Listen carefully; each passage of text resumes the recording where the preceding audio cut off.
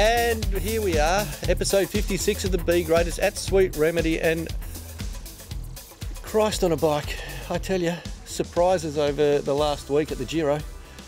Not really, no surprise at all. Chris Froome won the Vuelta last year, and he won the Tour de France last year, and he's now won the Giro d'Italia for the first time, and he's the best Grand Tour rider in the world. No argument and there. No one could tie his bootlace. No argument there. It's just that he was going like a smacked ass for 2.5 weeks, and then all of a sudden, my lordy lord, he found the form. No, I think total class and experience. Okay, fell off early in the week. You know, that's fell not, twice. You know, you don't really want to do that. But he looks like a kangaroo humping a tennis ball when he rides a It does not look good on a bike. But the last 3 stages before the annulled stage in Rome, the last 3 mountain stages, they were just ridiculous. Oh, they were ridiculous. Unpleasant to look at, let alone ride. I can't Simon imagine. Yates just absolutely stonkered. And I think Pino's still riding. And Pino ended up spending 2 days in hospital. Unbelievable. They absolutely ruined them. Absolutely ruined them. So Froome said, take that, Twitter trolls. I'm the best Grand Tour rider there is. He's the first one to hold all 3 at once, I think, since Contador. Bernard Hinault did it, had all 3 at once. I think Merckx did it, had all 3 at once. I actually said on a Graham Brown post on Facebook that, it wasn't Hinault, and then I looked at it and went, oh, it is. So apologies to my father, who knows more than I do, as it turns out. He thinks he knows more than everyone, your father. He does on a lot of things. Hey, Simon Yates, superb Giro d'Italia. 25. Except for the... Well, he fell apart in the last 3 days. Yep. Shows he's human. That's not unusual given how he raced the first 2.5 weeks. 3 stages, 2 of them in the pink jersey, second on the Zoncolan. Gave Chavez a victory. It was a team victory, but Chavez got a victory. Really good second time trial. Yeah, great second time trial. Showed that he's definitely going to be a force in the next 3 or 4 years in the Grand Tours. And Nieve of Mitchelton Scott also want to say. So well, 5 he got stages. given his head, didn't he? Got given his head stages. after Yates fell, and he fell off, but fell away, and got in that break, and there was no one who was ever going to beat him in that break. No, because he was in the break by himself in the end, so no one was going to beat him because it was a lone breakaway. The guys he went with early, there was no one there good enough to go with him. And they couldn't keep up, so it was a lone breakaway. Up the last hill, yeah. Viviani won 4 stages and took the Sprinters jersey home, and the Irishman Bennett won the last stage, even though all the time and everything was annulled because it was a still threw his rubbishy course. They sprinted flat out and made sure, because guess what they won't remember next year? That the stage wasn't worried about time and all they did was sprint for placing. So well done to Bennett. Yeah, and guess what else was on the weekend? It was far more interesting. The Hammer Series. And who won that? Mitchelton Scott. Again. And who won the Tour de Fjords? Mitchelton Scott with Albacini. So and apparently Sarah Roy and Gracie Elvin won some race in Belgium. They won the Grot? I know it goes up the Murder Gerardsberg. Goes up the Gerardsberg and Grot or something. But Gracie Elvin has won it twice before. So she gave it to Roy. So she gave it to her teammate, which was very nice of her to do. But normally I'm not into that sort of stuff, just not sprint for the limb. But when you look at it like that, the Mitchelton Scott girls absolutely smashed it. Amanda Spratt's going like a train as well. She had a big win, absolutely stomping. So well done, Mitchelton Annemiek Scott. van Vleuten, who many of you met when she was here last year for the Tour of Margaret River. She was second, and she won the time trial. Because she's a time trailer. She does very well. She'd do well at Atta. She'd love Atta. I think she'd love Atta. West Coast Masters are at the weekend, and the weather, we called it. Well, should I say? I called it. Matt Tognini called it. It was at Neerabup. Always rains at Neerabup. First Tom one at Neerabup. Perry won. And I tell you what, it was like they were riding through sleet, some of the photos. Liesl Swart, thank you for being there with your camera in the horrible weather. We stole all the photos off your Facebook page. But they're the photos you're seeing now. And of course, Bernie Swart there racing for the Dome. And his teammate Tom Perry had a win. Usual suspects out there. So Scott Sanders was racing. I noticed him in the photos. Looking buff. He is buff. He's lifting, there's no doubt. Lifting a lot. Definitely lifting well. We have Pickering Brook for the Masters this week. No parking at the primary school, please. Now, here's the thing. Pickering Brook, Masters, pay attention.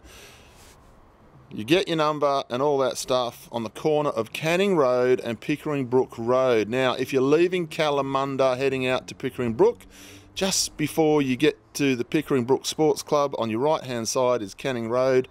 It's that little general store. It used to be a servo there on the right-hand side that's been there for 100 years. That's where you get your numbers. That's where the presentations. No parking at the primary school, no cars at the primary school. Nothing at the primary school. Absolutely hammered by several clubs over the last few years, and the primary school has said enough is enough. Start and finish same place as always, West Coast Masters. 9 o'clock start, first race goes all winter long. But if you're not sure, ask a question on Facebook and someone will tell you it's a 9 o'clock start. Yeah, so somebody can ridicule you on Facebook for not paying attention. And this weekend we have the Kalgoorlie race. Now, I'm going to put it out there. Put it out there, Matt. Stop paying prize money, all you clubs. Stop it now. Why? Well, I spoke to Dan O'Donoghue before coming to the show today, and he's the timing guy. He's like Tissot timing. Tissot Dan is what we'll call him. Something like that. As of about 5 o'clock last night, they had 70-ish. I don't know if it's gone up much, but it sounds like less than 100 for the, definitely less than 100 for the racing component of this event. There's something like 50 riders for the community challenge, which is great. Yep. There's $40,000 prize money. Clearly, prize money is not the draw card to go racing. No, look, it's a long way to go on a long weekend, and I understand it. And given that they weren't able to organise the charter flight at a very special price like they have done in the last few years, it became quite prohibitive cost-wise to get there. Now, surely some people are going to recover some of that with prize money, particularly if you're good enough. But there's a lot of people who are going to go there. They're going to drop the best part of $1,500, and they're not going to get anything. And so I can understand. I'm not going to disagree with that. I can understand why people will say, "Well, I can stay here and I can race West Coast Masters. I can stay and go for a ride. I can stay and do something with my family." I'm not going to disagree with you because we're friends. Okay. You can disagree with me even if we are friends. But I can remember going to Kalgoorlie 20-something years ago. When you never got a free flight to go up there. No. 9 times out of 10, you carpooled to get there. Yep. I do understand that it's not what it used to be. It used to be Menzies to Cal, and then you'd have a night out in town. It used to be a crit, but now there's a bit more to it. But 40K. I remember when petrol was 32 cents a litre too. Yeah, look, mate, times are different. 40K is a lot of prize money, but there's no women's, from what I'm told, and I'm happy to be corrected if I'm wrong, there's no women's individual prizing. So it's just grades. It was last year, wasn't it? I'm not sure. Rebecca Mackey used to win it all the time. There's just grades and fastest times. So, what it is what it is. They couldn't get the flights on. I think that's affected the numbers. It was always going to. Well, I wish Kalgoorlie Menzies... I wish them all the best. I hope that they get more numbers. Goldfields Classic. I hope they get the numbers because it is one of the oldest and most prestigious races around. I would have loved them to just start at a men's and finish it in Cal, though. I would have loved that. I would have gone. You'd have gone, see, Matt Tognini would have gone if it went Menzies to Cal. Yeah, and then go to the pub after. And he wouldn't have drank because he's not drinking this year. I would have drunk water. Hey, Natalie Britt's had a win. We like giving Natalie a bit of rubbish because she's nearly 40. No, she's 40. No, she's 39. She keeps telling us she's 39. Yeah, she's lying. She won the women's tour from the Peel Women's and Junior Tour. She won A-grade women's. Yep.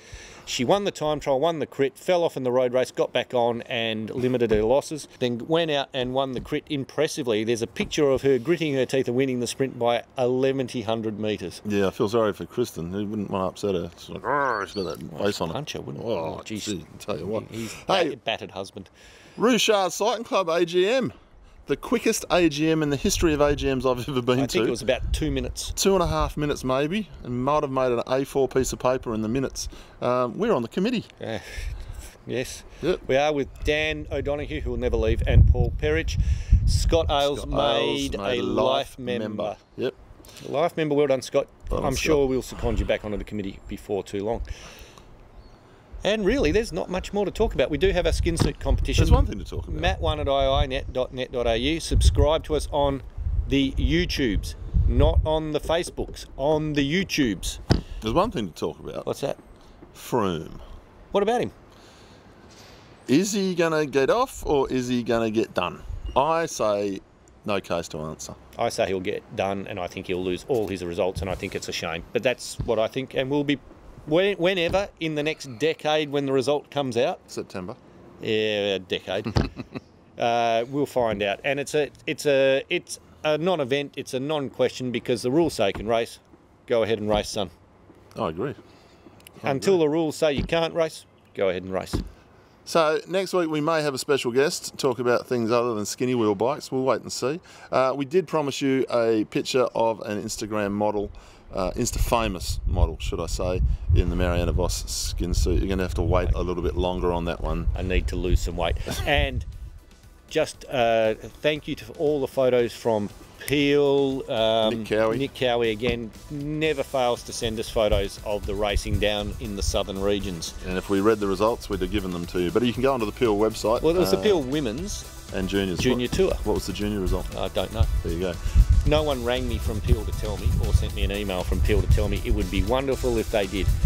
matt1@iinet.net.au to get those results through to us. Merv Byfield sends them to us sometimes, because he's very good at it.